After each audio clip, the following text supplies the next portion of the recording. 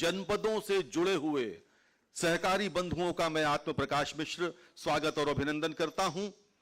सर्वप्रथम मैं उत्तर प्रदेश के माननीय सहकारिता मंत्री श्री JPS राठौर जी से अनुरोध करूंगा कि कृपया माननीय मुख्यमंत्री महोदय का स्वागत करें पुष्प गुच्छ देकर, और पुष्प गुच्छ के साथ एक स्मृति चिन्ह है जो शंख है।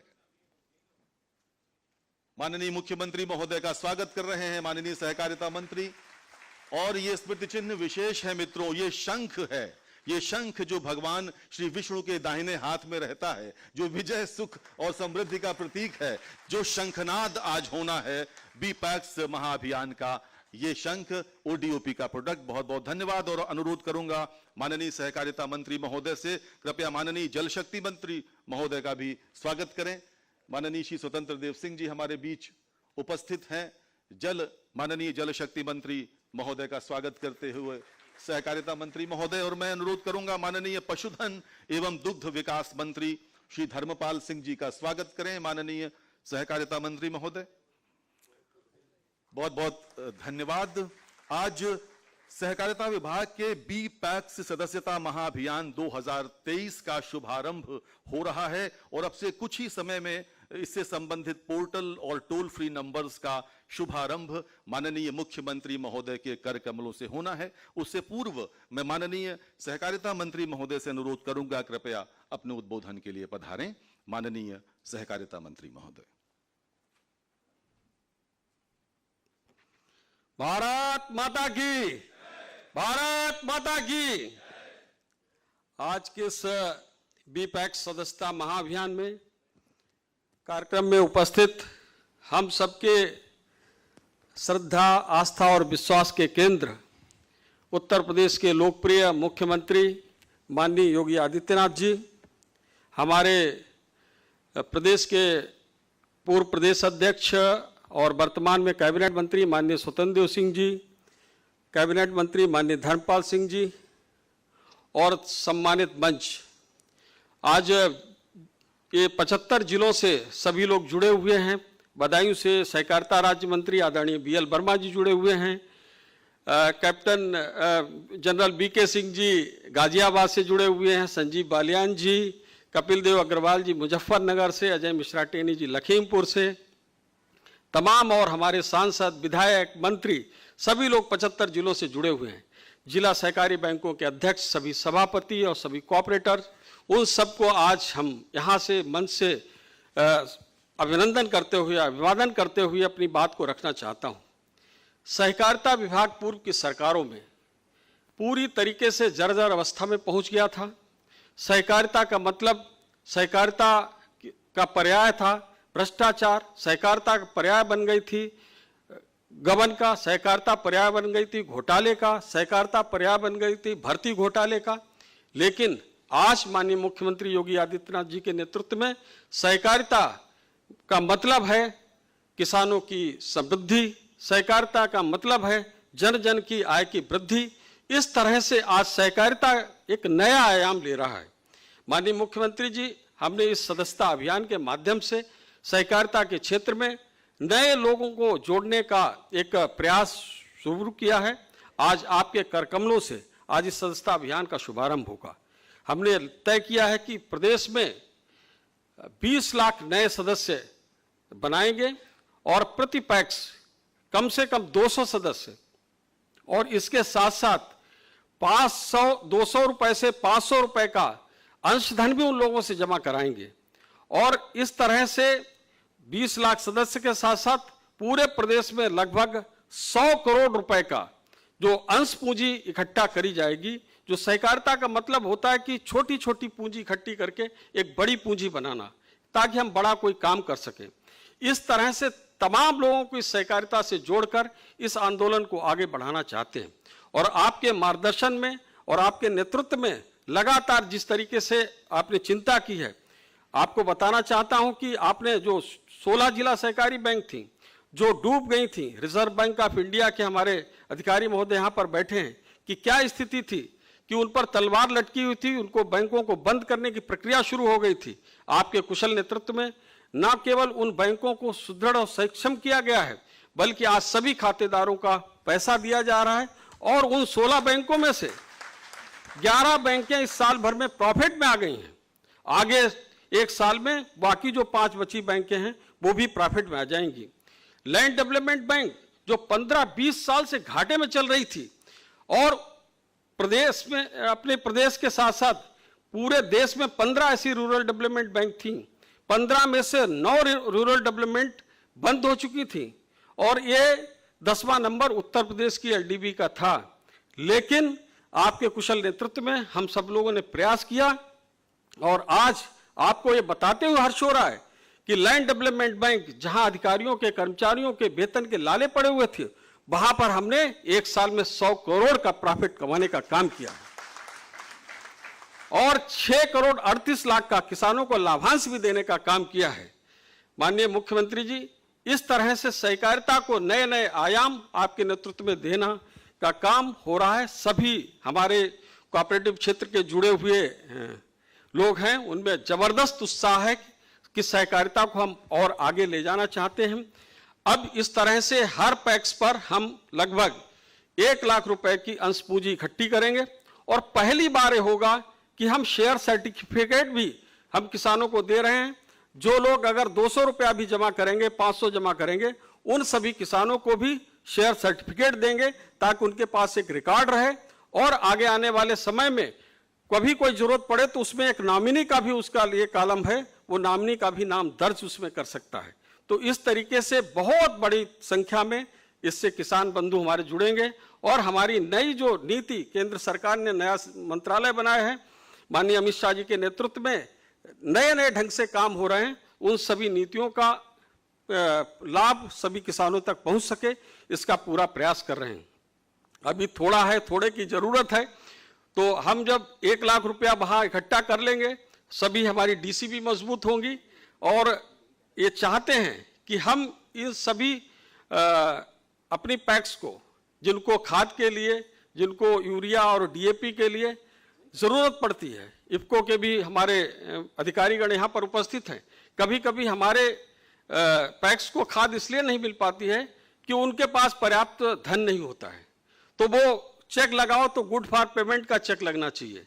तो उसके लिए हम व्यवस्था करना चाहते हैं माननीय मुख्यमंत्री जी कि 10 लाख रुपए की क्रेडिट लिमिट जो है डीसीबी के द्वारा बना दी जाए और अगर आपकी कृपा हो जाएगी तो उस क्रेडिट लिमिट पे जो भी ब्याज आएगा वो उत्तर प्रदेश सरकार दे देगी, तो आपकी बहुत बड़ी कृपा होगी। माननीय मुख्यमंत्री जी, इन्हीं शब्दों के साथ मैं अपनी बात को यहीं पर विराम देना चाहूंगा। जय हिंद, जय भारत, धन्यवाद। बहुत बहुत धन्यवाद माननीय मंत्री महोदय। उत्तर प्रदेश के सहकारिता विभाग की महत्वाकांक्षी योजना बी पैक्स का सदस्यता महाअभियान क्या है और भला कैसे ये उत्तर प्रदेश की तस्वीर बदलने वाला है, ये सब जानने के लिए आइए देखते हैं ये लघु फिल्म।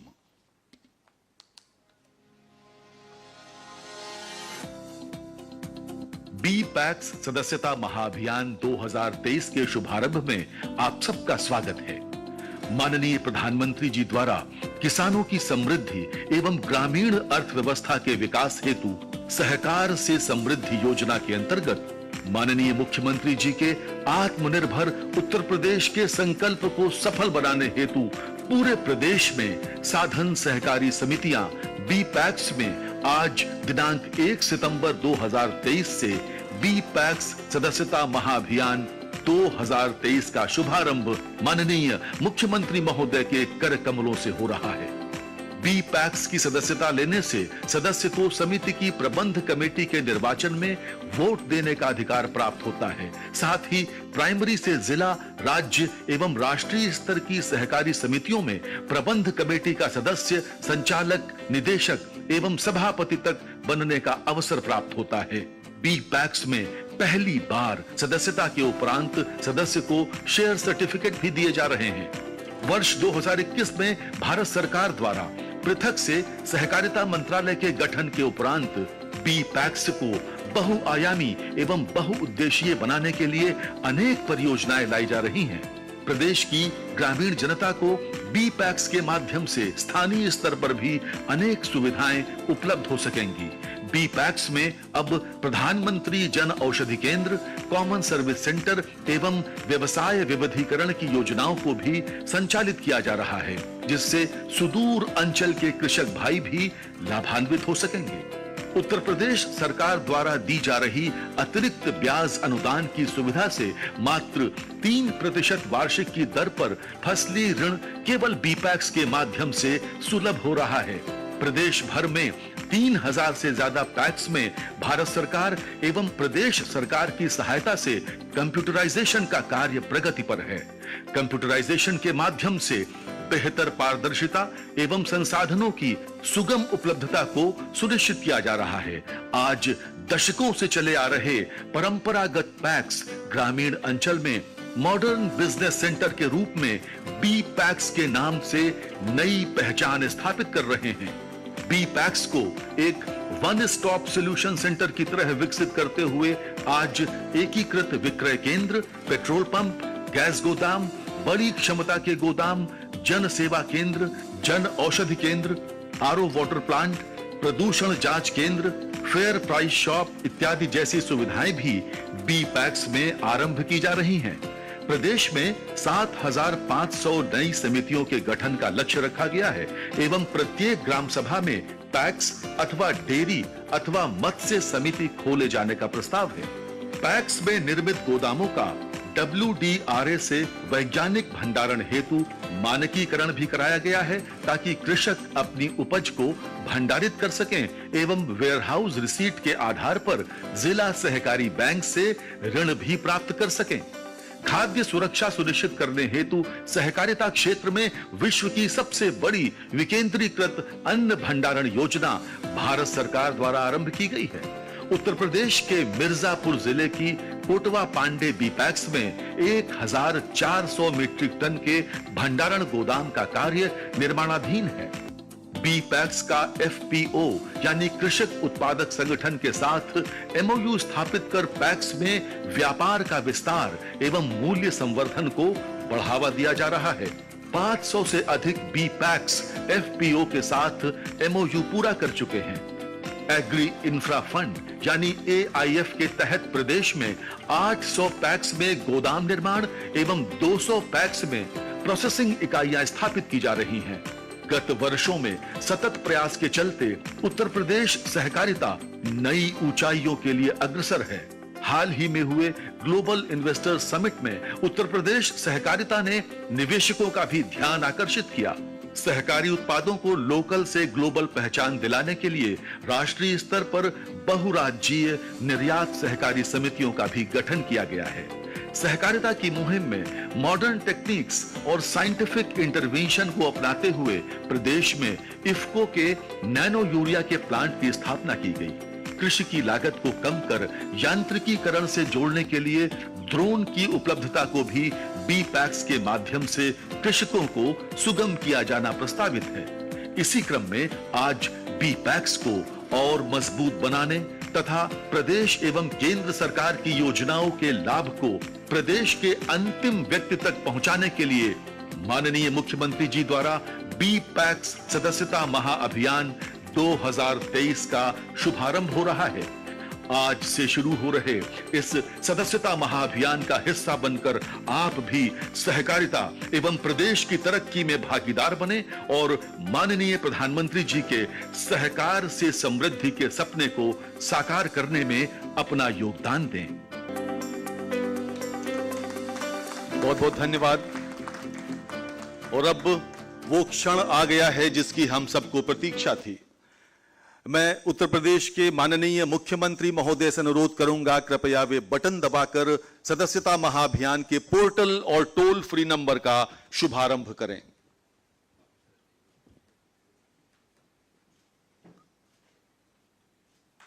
और इसी के साथ बटन दब गया है और सदस्यता महाअभियान का पोर्टल और टोल फ्री नंबर का शुभारंभ हो गया है। मित्रों, आज से सहकारिता के क्षेत्र में एक नया अध्याय शुरू हो रहा है।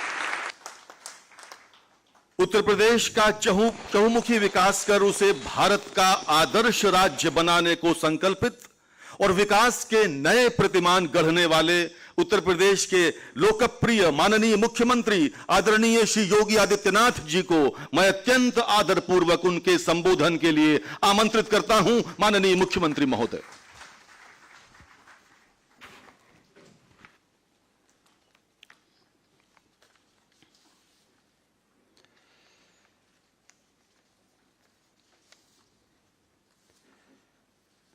बीपैक्स सदस्यता महाअभियान एवं टोल फ्री नंबर शुभारंभ के अवसर पर आयोजित आज के इस कार्यक्रम में प्रदेश सरकार में मंत्रिमंडल के मेरे वरिष्ठ सहयोगी, प्रदेश के जल शक्ति मंत्री श्री स्वतंत्र देव सिंह जी, प्रदेश के पशुधन और दुग्ध विकास विभाग के मंत्री श्री धर्मपाल सिंह जी, सहकारिता विभाग के मंत्री श्री जेपीएस राठौर जी, प्रदेश के मुख्य सचिव श्री दुर्गा शंकर मिश्र जी, कृषि उत्पादन आयुक्त श्री मनोज कुमार सिंह जी, प्रमुख सचिव सहकारिता श्री बीएल मीना जी, आज के इस कार्यक्रम में उपस्थित सभी माननीय जनप्रतिनिधिगण, सहकारिता क्षेत्र में कार्य करने वाले सभी सुधीजन, सभी हमारे वरिष्ठ प्रशासनिक अधिकारीगण और उपस्थित भाइयों बहनों, प्रदेश भर से सहकारिता अभियान के साथ जुड़े हुए सभी महानुभाव,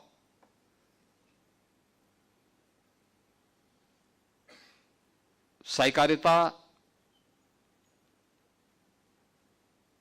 भारतीय परंपरा का प्राचीन काल से ही एक अभिन्न हिस्सा रहा है।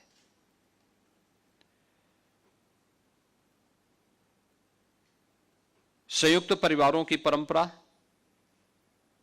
उसका एक आदर्श उदाहरण है। हमारे गांवों में, हमारे कस्बों में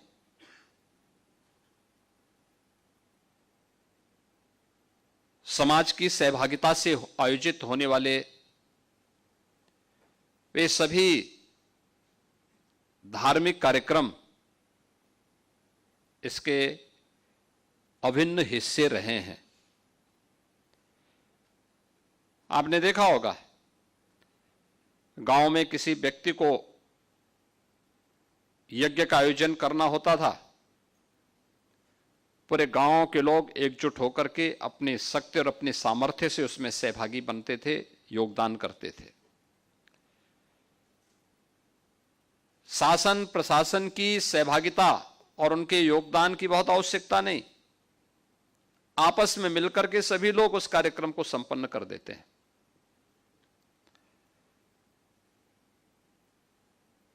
कोई मंदिर का निर्माण करना हो, पहले समाज मिलकर के विद्यालयों का निर्माण करता था, अच्छे अच्छे संस्थान खड़ा करता था। इस सहकारिता का ही एक आदर्श उदाहरण है।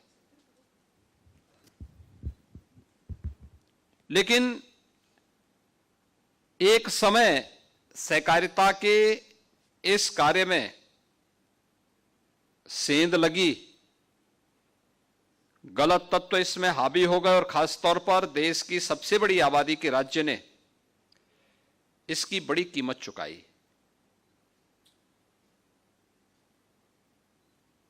हम सब आभारी हैं प्रधानमंत्री मोदी जी के, जिन्होंने 2019 में दूसरी बार प्रधानमंत्री बनने के बाद सहकारिता को एक मंत्रालय का दर्जा दिया और सहकारिता के माध्यम से सहकार से समृद्धि की ओर, सहकारिता को आम नागरिक के जीवन में समृद्धि का एक माध्यम बना करके उससे समृद्धि स्वावलंबन और आत्मनिर्भरता के लक्ष्य को प्राप्त करने की दिशा में एक महत्वपूर्ण कदम बढ़ाया है। देश के पहले सहकारिता मंत्री के रूप में आज देश के यशस्वी गृह मंत्री माननीय श्री अमित शाह जी हैं, जिन्होंने प्रधानमंत्री जी की मंशा के अनुरूप सहकार को समृद्धि के साथ जोड़ते हुए उसकी सबसे आधारभूत इकाई पैक्स को मजबूती बनाने पर जोर दिया है। और आज एक हमारी लिए प्रसन्नता का विषय है कि उत्तर प्रदेश के अंदर 1 सितंबर से 30 सितंबर तक इस सदस्यता अभियान का शुभारंभ और टोल फ्री नंबर आज जारी किया गया है। वास्तव में समाज की सहभागिता से जब कोई कार्य आगे बढ़ता है तो उसके उतने ही सकारात्मक परिणाम भी सामने आते हैं। समाज अपनी जिम्मेदारी को समझता है। हमारे यहां कोऑपरेटिव क्षेत्र में पहले चीनी मिलें चलती थी, बड़ी बड़ी चीनी मिलें चलती थी। वो किसान की समृद्धि के माध्यम बनते थे, वहां की सड़कों को भी बनाते थे, वहां पे स्कूल और चिकित्सालय के निर्माण में भी अपना योगदान देते थे। आप पश्चिमी उत्तर प्रदेश में चले जाइए, आप पूर्वी उत्तर प्रदेश में चले जाइए, आपको बड़े पैमाने पर यह सभी देखने को मिलेगा कि वहां पर जितने अच्छे कॉलेजेज होंगे, इंटर कॉलेजेज हैं, डिग्री कॉलेजेज हैं, ये सब इस सहकारिता आंदोलन की देन है। लेकिन धीरे धीरे करके ये सब समाप्त होता गया, ये जकड़ता गया। कुछ गलत तत्वों की आपसी प्रतिस्पर्धा और होड़ ने इसको जकड़ लिया। परिणाम क्या था? सहकारिता आंदोलन उत्तर प्रदेश जैसे राज्य में दम तोड़ गया। आज एक बार फिर से डबल इंजन की सरकार इस सहकारिता को समृद्धि के साथ जोड़ते हुए इस कार्यक्रम को आगे बढ़ाने का कार्य कर रही है।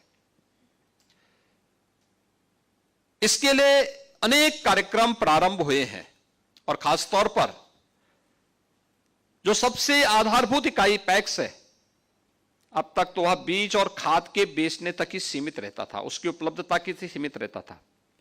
अब तो उसको कॉमन सर्विस सेंटर के रूप में भी डेवलप किया जा रहा है। अब वहां पर अन्य सुविधाएं भी उपलब्ध हो पाएंगी, अन्य कार्यक्रमों के साथ वह भी जुड़ पाएगा।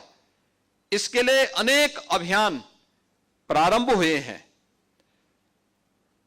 गांव-गांव में कृषक सहकारी समितियों के माध्यम से वहां पर गोदाम निर्माण के कार्यक्रम चल रहे हैं। अनेक अन्य रचनात्मक कार्यक्रम जो किसान की आमदनी को कई गुना बढ़ाने में सहायक हो सकते हैं, जिसके माध्यम से किसान के चेहरे पर खुशहाली लाई जा सकती है। और उत्तर प्रदेश जैसे राज्य में जब हम बात करते हैं तो उत्तर प्रदेश अपनी समृद्ध खेती के लिए जाना जाता रहा है। हमारे पास दुनिया की सबसे उर्वरा भूमि है, तो सबसे अच्छा जल संसाधन भी उत्तर प्रदेश के पास मौजूद है। 2,61,00,000 से अधिक किसान हमारे पास ऐसे हैं जो प्रधानमंत्री किसान सम्मान निधि से सीधे सीधे जुड़े हुए हैं। यानी इसकी संख्या लगभग 3 करोड़ से अधिक किसान उत्तर प्रदेश के अंदर मौजूद हैं, जो इस अभियान के साथ जुड़ करके इसको समृद्धि के पथ पर अग्रसर करके उत्तर प्रदेश के अनुरूप उत्तर प्रदेश की कृषि को उत्तर प्रदेश की समृद्धि के साथ जोड़ने में सहायक हो सकते हैं। कृषि भारत के अंदर भी हम देखते हैं तो भारत की आजादी के समय कुल जीडीपी का 40% से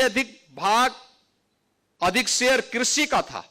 भारत की विकास की अर्थव्यवस्था में धीरे धीरे करके कम होता गया। आज भी 16 से 17% जो शेयर है वह कृषि के द्वारा आज भी निर्वहन किया जा रहा है।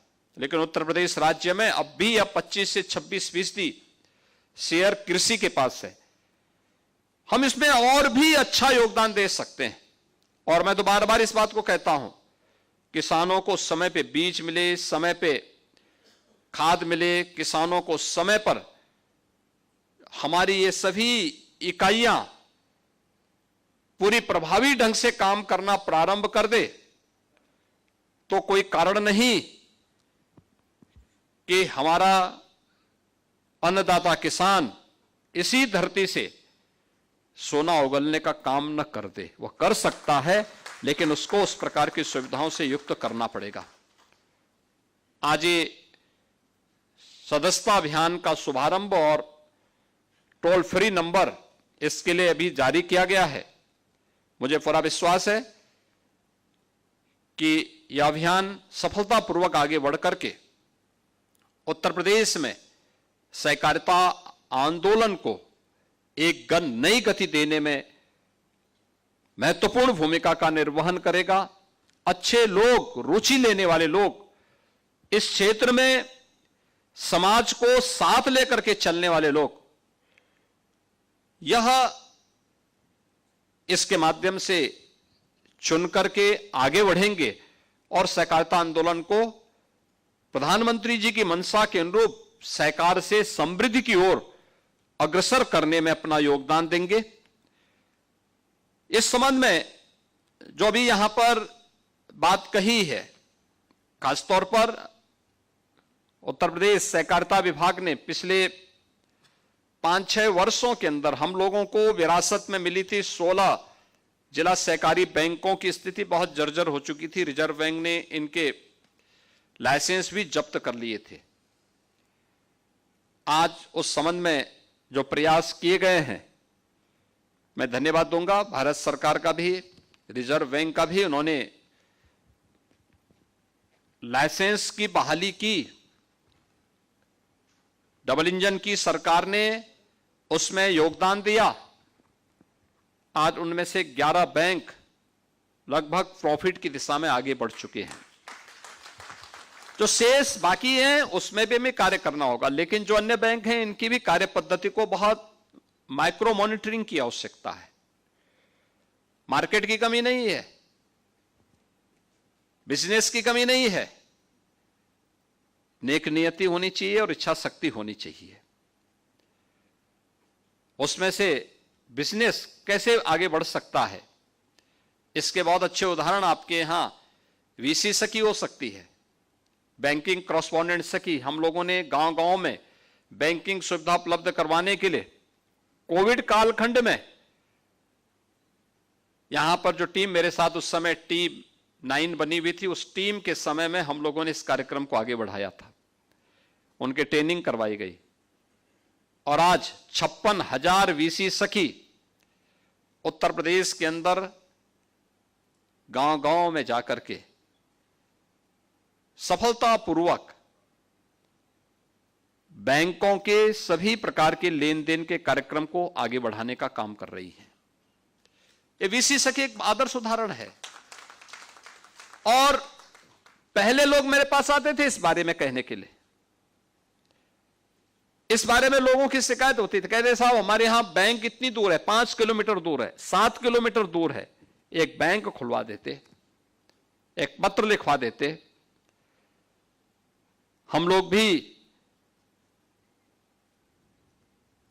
बैंकों से कहते थे कि भाई हमारे प्रदेश में थोड़ा बैंक की शाखा बढ़ाइए, ये बढ़ी भी,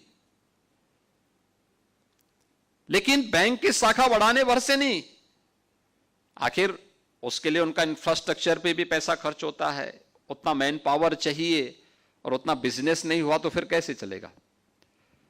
लेकिन आज मैं कह सकता हूं वीसी सखी आने के बाद बैंक की शाखा लोग लगभग भूल ही गए हैं, लेकिन फिर भी मैंने सहकारिता विभाग से इस बारे में कहा है हम इसके एक मैपिंग कराएं पूरे प्रदेश भर की, जहां पे बैंक की शाखा की आवश्यकता है प्रदेश के विकास के लिए, प्रदेश की कृषि की, किसानों अन्नदाता किसानों की दृष्टि से। और उत्तर प्रदेश तो एमएसएमई का सबसे बड़ा बेस देश के अंदर रखता है, इसके लिए भी इसकी बड़ी भूमिका हो सकती है। इसके लिए हमें एक प्रयास करना चाहिए कि वहां पे सहकारी बैंक की एक शाखा को खोलने के लिए और फिर वीसी सखी के कार्यक्रम के साथ जुड़ने के लिए भी अगर हम कार्य कर सकेंगे तो बहुत बड़ा कार्य हो सकता है। तो पहले चरण में हम इसको करें, फिर देखें कि जो बैंक हमारे मौजूदा स्तर पर चल रहे हैं, इन बैंक्स को हम कैसे आगे बढ़ा सकते, ये बैंक अच्छे ढंग से प्रॉफिट कमाए। ऐसा तो नहीं कि कुल जमा पूंजी से ज्यादा लोन वितरित करके फिर वे भी कंगाल बनने की ओर अग्रसर हैं। और इसकी नियमित रूप से इसकी समीक्षा विभाग के स्तर पर होना बहुत आवश्यक है। दूसरा है कि लोन देने वाले लोगों की पात्रता को भी देखना, वह व्यक्ति पात्रता रखता है कि नहीं रखता है। ऐसा तो नहीं कि लोन लेने का मतलब लोग इन्हें समझ, कोई व्यक्ति ऐसा ना समझे, क्योंकि कुछ लोगों का धंधा ही होता है लोन लेना और फिर गायब हो जाना। उससे अच्छा है पात्रता को हम चिन्हित पहले चरण में कर लें और अच्छे ढंग से इस कार्यक्रम को आगे बढ़ाएं। बिजनेस की कमी नहीं, कार्य की भी कमी नहीं, और फिर कहां कहां पे नई ब्रांचेस खोलनी है इसको भी सफलतापूर्वक आगे बढ़ाना। अगर ये सभी कार्य हमारे हो जाते हैं तो फिर तीसरे चरण में हम one district one cooperative bank की इस परिकल्पना को भी हमें साकार करने की दिशा में आगे बढ़ना चाहिए। राज्य सरकार इस संबंध में पूरा सहयोग करेगी। हम भी चाहते हैं बैंक नजदीक हो और अच्छे बैंक खुले, अच्छे तरीके से आगे बढ़े। आज तो उत्तर प्रदेश निवेश के एक सबसे अच्छे गंतव्य के रूप में आगे बढ़ रहा है। हमारा वन डिस्ट्रिक्ट वन प्रोडक्ट का कार्यक्रम देश के अंदर छा गया है। आज आत्मनिर्भरता के लक्ष्य के लिए प्रधानमंत्री जी भी इस बात को कहते हैं कि आत्मनिर्भरता के लक्ष्य को प्राप्त करना है तो हमें लोकल फॉर ग्लोबल के बारे में विचार करना होगा, इसकी दिशा से कार्य करना होगा। इसमें एमएसएमई विभाग के द्वारा भी जो कार्य प्रारंभ हुए हैं, अपने लोकल प्रोडक्ट के लिए, उनकी पैकेजिंग के लिए, उनकी डिजाइनिंग के लिए, उनकी मार्केटिंग के लिए एक बड़े अभियान को आगे बढ़ाया जा रहा है। उत्तर प्रदेश में पैकेजिंग इंस्टीट्यूट खुल रहा है, all India institute of packaging का की स्थापना उत्तर प्रदेश के लखनऊ में हो रही है। डिजाइनिंग इंस्टीट्यूट की स्थापना हो रही है। अन्य तमाम नए तरीके से इसको आगे बढ़ाने का कार्य हो रहा है। एक नई होड़ लगी है कि हम भी लोकल प्रोडक्ट को आगे बढ़ाने में मदद करें, योगदान दें, और मुझे लगता है कि ये सभी एक साथ मिलकर के आगे बढ़ सकता है। बहुत अच्छा कार्यक्रम इसके माध्यम से हम आगे बढ़ा सकते हैं। ये इस प्रक्रिया के साथ अगर हम जुड़ते हैं तो यह बैंकों के प्रति भी आम जन के विश्वास को बहाल करने में मदद मिलेगी और राज्य सरकार भी चाहती है कि इस दिशा में हम लोग एक नया प्रयास प्रारंभ कर सकते हैं इसको। दूसरा है, जितनी भी साधन सहकारी समितियां हैं इनकी क्रेडिट लिमिट को, अभी जो हमारे पास 7,500 पैक्स हैं, इनमें यूरिया, डीएपी यानी फर्टिलाइजर आदि की ही खरीद के लिए हमें जो लिक्विडिटी चाहिए उसकी जो आवश्यकता है उससे काफी कम इनका जो है क्रेडिट लिमिट है, जबकि जो प्रदेश की आवश्यकता के अनुरूप पर जो पैक्स है उसको 10 लाख की क्रेडिट लिमिट आवश्यक है। इस संबंध में मैं चाहूंगा कि इस पर तत्काल हमें कार्रवाई को आगे बढ़ा करके जो 7,500 पैक्स हैं इसके लिए 10 लाख की जो क्रेडिट लिमिट है इसको हमें आगे बढ़ाना चाहिए, जिससे किसान को इससे सहूलियत होगा और हम इसको और अच्छे ढंग से आगे बढ़ा सकेंगे। राज्य सरकार इस संबंध में पूरा सहयोग करेगी। आने वाले समय में कृषि विभाग के साथ मिलकर के हमें फसली ऋण के बारे में विचार करना चाहिए, और मैंने तो ओडीओपी में एमएसएमई विभाग से भी कहा है कि ओडीओपी में या विश्वकर्मा श्रम सम्मान में हम जब बैंक से किसी हस्तशिल्पी या कारीगर को पैसा दिलाते हैं, डिजिटल पेमेंट के साथ हम उसको जोड़ें, और डिजिटल पेमेंट पर अगर समय से अपनी किस्त भर लेता है तो जो ब्याज आता है उस ब्याज में राज्य सरकार के स्तर पर उसको इंसेंटिव दिए जाने की व्यवस्था होनी चाहिए, जिससे हम लोकल स्तर पर अपनी हस्तशिल्पी और कारीगरों को प्रोत्साहित कर सके, विश्वकर्मा श्रम सम्मान का हो या ओडीओपी में हो।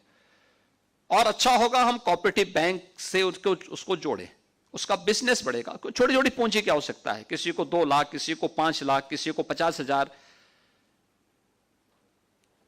रामचंद्र प्रधान जैसे लोग हैं, लोग अगर कहीं कोई सैलून खुलवाना चाहेंगे 5 लाख रुपए में किसी व्यक्ति के लिए खुल सकता है। 5 लाख में कितना उसका ब्याज होगा? बहुत कम ब्याज। अगर उस ब्याज में से 50%, 60% या 75% हमने अपने स्तर पर दिया, बहुत पैसा नहीं खर्च होगा। लेकिन एक परिवार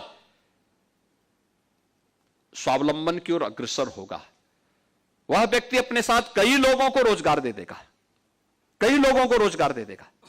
और उत्तर प्रदेश की योजना, चाहे ओडीओपी की हो, विश्वकर्मा श्रम सम्मान की हो, आज ये राष्ट्रीय योजना बन चुकी है। इन्हें हमें सफलतापूर्वक आगे बढ़ाना चाहिए और मुझे लगता है सहकारिता आंदोलन के साथ इन कार्यक्रमों को आगे बढ़ाना चाहिए। आज के इस अवसर पर एक बार फिर से मैं बीपैक्स सदस्यता महाअभियान के अवसर पर टोल फ्री नंबर जारी होने और इस महाअभियान के शुभारंभ के अवसर पर अपनी शुभकामनाएं देता हूं और विश्वास व्यक्त करता हूं सहकारिता विभाग उत्तर प्रदेश सफलतापूर्वक आदरणीय प्रधानमंत्री जी की मंशा के अनुरूप सहकारिता आंदोलन को सहकार से समृद्धि की ओर अग्रसर करने में अपना पूरा योगदान देगा। और मैं शासन की ओर से सहकारिता विभाग को इस बात के लिए आश्वस्त करता हूं कि राज्य सरकार पूरी मजबूती के साथ इस सहकार आंदोलन को और मजबूती प्रदान करने में अपना योगदान देगा। बहुत बहुत धन्यवाद। जय हिंद। बहुत बहुत धन्यवाद माननीय मुख्यमंत्री महोदय आपके आशीर्वचन के लिए और आप सभी महानुभावों का यहां पधारने के लिए बहुत बहुत धन्यवाद। माननीय मुख्यमंत्री महोदय का हम अपने हृदय की अतल गहराइयों से इस कार्यक्रम में आने के लिए और बहुत धन्यवाद देते हैं। बहुत बहुत धन्यवाद। नमस्कार। माननीय मुख्यमंत्री महोदय का